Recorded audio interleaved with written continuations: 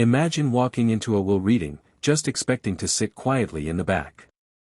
I was only the nurse, the hired help, invited out of politeness. But then the lawyer called my name, and told the room that I was the heir to a fortune worth millions. That was the moment my life turned upside down. My name is Daniel Harris. For months, I cared for a man named Theodore Spears, a wealthy, stubborn, and famously difficult patient. I never imagined he'd see me as anything more than his nurse. But at the reading of his will, the lawyer looked straight at me and asked, "Mr. Harris, what's your full legal name?" I thought it was a mistake. Until I answered. Let's rewind to the first day I met Theodore. He was 78, sharp-eyed, and known for chasing away 6 nurses in just 4 months. My agency warned me, he was demanding, critical, and sometimes downright cruel. I almost turned the job down. But the pay was double, and something in me said I should give it a chance. When I walked into his mansion for the first time, he glared at me and muttered, "Another one. How long will you last?" I sat down at his level and said, "That depends. How long do you plan on needing me?" For the first time that day, he actually smiled. At first, Theodore was exactly what I expected, grumpy, sarcastic, impossible to please. But slowly, I discovered something else. Behind the armor was a man who was lonely, afraid not of dying, but of dying forgotten. He had no close family left, just distant relatives who only called when they wanted money. Vultures, he called them. But when we talked about books, history, or even my simple life in a small apartment, his sharpness softened. That he once told me, "Money can buy comfort, Harris.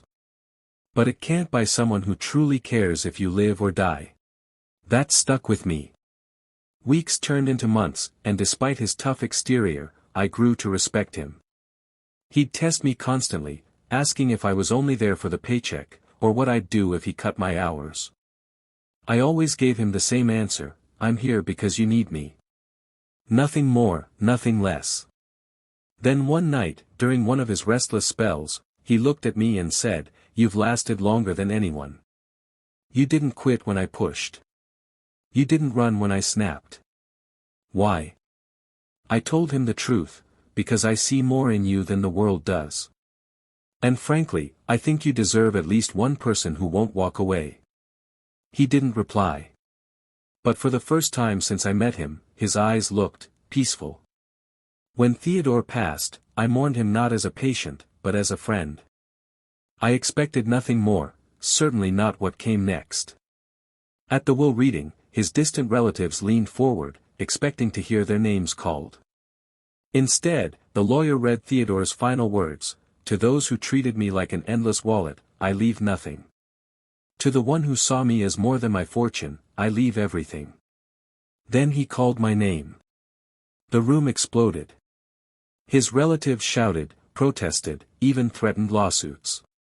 But the lawyer silenced them with a firm hand and repeated the line, "Everything goes to Daniel Harris." I couldn't believe it.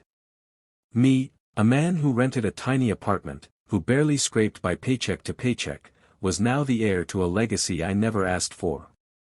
And in that moment, I realized something. It wasn't about the money. It was about what Theodore saw in me. He didn't leave me a fortune to change my life. He left it to prove that kindness, loyalty, and humanity still mattered more than greed. And that is worth more than any inheritance.